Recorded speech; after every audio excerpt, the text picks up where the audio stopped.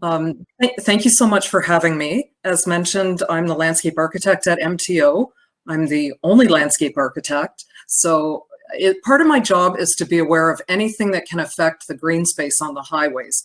And although I don't work in the division that takes care of the maintenance end of things, I'm at the front end of contracts. I do like to be up to date on what's happening and how to handle things, as I am sometimes involved in writing specifications. And we have a number of different things in terms of written documents that deal with Phragmites. So today I'd like to just talk to you about Phragmites and how it's a menace at MTO. Now, just in case anybody's not familiar with the Ministry of Transportation and their network, we have about 16,500 kilometers of highways, controlled access and otherwise, throughout the province, and that's indicated by the red lines shown on your map. The majority of the highways are in the southern portion of the province, so say from North Bay south. But if you continue up north of North Bay, even towards Thunder Bay, we have some huge stretches of highway. And if somebody is wondering where Phragmites is within our highway system, I think the question more easily answered is, where is it not? Because in the south, it's absolutely everywhere. It would be a gigantic task to try and map the coverage of Phragmites, but I'm starting to hear, unfortunately, in our northern two regions that the Phragmites is traveling that way as well. So this is a map that we use within our various offices. It just denotes the districts or the regions within the ministry. And on the far southwest, we have what's just called our West region. The Toronto area and a huge radius around that is our central region. And then Eastern Ontario continues all the way up to Ottawa and down south to the border of the country. Our Northeastern district is very, very large, and North Bay is the head office there. And then our Northwestern district, which by far is the largest geographically, is run by our office in Thunder Bay. The very large regions have many sub-offices as well, just to be able to cover things. So I mentioned before the extent of the coverage, and I've tried to zero in with this slide to just show you where we really have to deal with this. And our maintenance, vegetation management coordinators and our maintenance superintendents really have their hands full, because their job not only includes dealing with invasives, but anything else that's growing in terms, and also pavement markings and signs. So they've got their hands full. I do understand that my colleague James Corcoran spoke to you last year, and I'll be sharing some similar information, but also talking about things from more of a policy end. So what are our past versus our present practices? Now, in the past, and I'm talking 10 or 15 years ago, I think the thought within the ministry was that any type of program to deal with these invasives would be too costly, and there's just too much of this. And I think the last major, I'll call it invasion, that we had to deal with was purple loosestrife.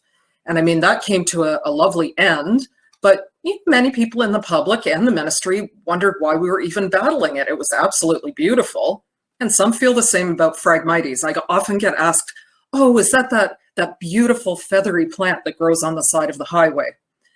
Once we started realizing the negative effects of especially Phragmites, because it's so tenacious, we have developed a more current position on how to deal with things. And the first is that if we don't deal now and deal with it in a concerted effort, there could be very serious consequences. It has implications in terms of safety of the road users. It affects our swales and our drainage system, and it compromised the subgrade of our road.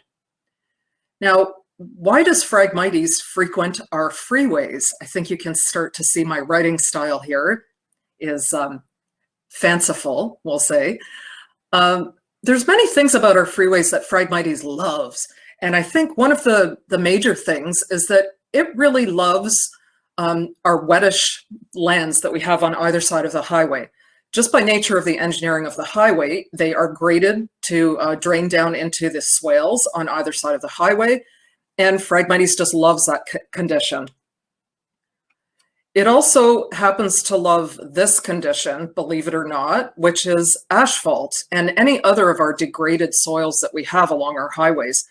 It can grow anywhere. Our maintenance superintendents have said the root systems can grow up and over the asphalt, and it completely blocks our swales, so the roads don't drain properly. And when the water sits in the swales too long, it tends to seep into the subgrade beneath the asphalt and compromises the strength and durability of the asphalt. So I'm going to tell you about how MTO is tackling this tough, tenacious trespasser, and it's everywhere. Now, we certainly have a vegetation management working group that's been in existence for the past few years at least, and that's comprised of people from across the province, and these are usually people who have hands-on experience. These are the people who know plants, they know how to deal with things, but we've also got people in there who write our policy. For example, in our environmental planning office. So we actually have some paperwork that's backed up by research. When I say research and external agency liaison, the external agency would be with groups like the one today that I'm presenting to, the Ontario Invasive Plant Council, some of the municipal Phragmites working groups. And then we also have specific research projects. We just had one done by, I believe, the University of McMaster, and it dealt with tracking, using GPS, actually tracking the areas and the density where the Phragmites existed, and then following that up year after year to see what things look like after treatment had begun. We have very specific project mandates. So in our capital program, when a new highway is built, there's often a wording in there that talks about how the Phragmites are, where it exists, or that the consultant should map out where it exists, and then how to actually deal with it. So in a project sense, that might be through some of the pesticides or cultural practices, but it also could deal with, you know, what are you going to do when you're building a new highway and you have to dig out all the Phragmites? What do you do with it? Do you just bring it to the landfill site? Well, that's not allowed. And do you bury it? And if so, where and how deep, or burn it or whatever? We have been developing set budgets. I think in the past, our budgets were always sort of squeezed tight in terms of vegetation management, this type of vegetation, invasive species. But now what we're doing is at the beginning of the year, developing a set budget that will cover Phragmites control across an entire region. And I believe in West Region this year, they took care of 90%, 95% of their coverage through spraying. And then it's a sequential management practice where they go back in the next season and they deal with the new growth and they have to go back again. We're also developing guidelines, and those tend to be changing depending on the latest research. And then our vegetation coordinators and our area maintenance contractors, so these are the people that you would see out on the roads maintaining the highways. They are outsourced outside of the ministry workforce, and they receive training, and there's discussions on how to actually deal with the Phragmites. So how does MTO mitigate this menace on the ground? I've talked about province-wide inventory of locations and changes to our capital program budget. We also try to develop a plan of attack, and that depends on location, access, the density of the stand. You know, I often joke to people when I talk, I say, I would certainly love to have the strength and resilience of Phragmites. I mean, just imagine, you can burn it, it comes back. You can spray it, it comes back. You can do anything. I mean, I would certainly love to be so strong. And we're always concerned with how it might interfere with a road user's sight line. So if the road user's coming on, say, an interchange loop to get on the highway and the swale is filled with Phragmites, well, then we have serious problems because that impairs their sight lines. So the combination of safety concerns and damage to the infrastructure is certainly something that we're always taking into consideration. And it also impedes our drainage, which I've talked to you about previously. I didn't mention, some of you might be wondering, well, what's the big deal if it's on the highways? I mean, it's not connected to anything else, but it is connected. All of our highways are connected to the municipal road system, which is far more vast than the MTO roadworks system or road system. And the other thing about highways is highways are just like a big sleigh ride for Phragmites. So there's nothing really to get in their way. They can just, the wind blows, and imagine how far all of those seeds shown in this photograph, imagine how far that would go down our highways. So we, you know, not by choice, but the Phragmites is spread into adjacent agricultural properties or municipal properties. And it creates just a huge, huge challenge in trying to do our role. Now, what are our magnificent management methods? We have a number of them. We use chemicals, of course. There are cultural practices. So that could be how we decide to plant. If we plant certain things, believe it or not, the Phragmites doesn't compete with them. And when we remove the Phragmites, then we have to start thinking about, well, what are we going to put in its place? We can't just leave bare ground because Phragmites loves MTO soils, which are mostly devoid of anything. Our soils are sort of like styrofoam, so Phragmites love that. The mechanical and manual methods are often the best, as opposed to what I'm showing you in this photo. It's kind of cool when they do these controlled burns, but if you have a change in the wind direction and now you've got smoke blowing across the road and the amount of notifications that you have to send out are quite comprehensive. So we really don't tend to use burning. However, we did have a situation in West Region a few years ago where a motorist tossed out a cigarette butt, and that started a fire amongst the Phragmites on the side of the road that was quite serious. So obviously another reason we don't want to be leaving this kindling really on the sides of the road.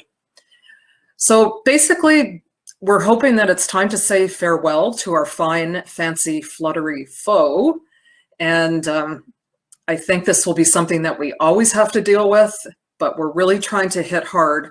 West Region leading the way, of course, and trying to deal with this because it's quite a challenge indeed. So thank you so much. It's odd, I can't hear the clapping. I'm assuming people are clapping. I will. Are there any questions? I'll clap for you, Paul. Thank you. Oh, thank you so much. I'm sure there's a lot of people from clapping. Yes, and I am quite like. Thank you so much for this. They said there's always great interest on what's happening at MTO, so really appreciate the update on that. It sounds like you are on top of this, and so we're looking forward to seeing less of the frag along those transportation corridors. Fantastic. There are some questions here. If you don't mind, just answer a few of them that have, well, the one at the top is the biggest one, I guess, and then we'll break for lunch. And I just want to mention, we're going to extend the lunch to 1 o'clock, so we're going to push the talk back, just so you know. But anyway, Paul, do you see that question there for you at the top? Or would you like me to read it for you? I'm going up in the questions, but I'm not, all right. Is there a public map available? Is that the one? Yes. Is there a public map available to show locations where MTO is spraying or managing for Phragmites annually? You know, I can't answer that for you right away. I will look into that, and I'm sure there must be something because I know it's a planned attack. They just don't go out randomly to do things. If anybody is sitting at James Corcoran's table, he's from West Region, and he by far is the most knowledgeable in the region about how they deal with things. But I will look into it. Thank you. And maybe the other one that has nine of the attendees, or 10 now, like answers to the very top. Okay, what species do MTO plant to keep Phragmites away on roadsides? Usually once the Phragmites is eradicated in a certain section, we look at reseeding with native turfgrass species. So rather than our standard MTO mix, which I think is slowly being used less and less often, primarily comprised of Kentucky bluegrass, we look at things that have native species that are deep-rooted, they can control erosion, they germinate fairly quickly, and they seem to be able to fend off Phragmites. So it's native species is the key issue there. Is MTO requiring clean equipment protocols for work? We are. We have a specification for that, and that's something that we're always very careful of. And can the mapping of highway Phragmites in all regions be made public? I'm not sure if it can. I will have to look into that. And is there work being completed on the smaller isolated patches across North Region before we end up with larger, harder to manage patches? I will check with our vegetation management working group and I can get back to you on that. And on on the other questions as well, I'll just answer one more. Does MTO use mowing to suppress and help control frag? Yes, because in some cases, the Phragmites grows much more quickly than we can get at it with our spraying program. And once it gets to a certain height, it needs to be taken care of so it doesn't interfere with safety. So I think just in light of the time of things, Janice says, if it's okay, I will gladly look into all of these other questions and get back to you on that. That's absolutely fantastic. Thank you. You can tell by the number of questions, there is certainly a lot of interest there. So thank you for that.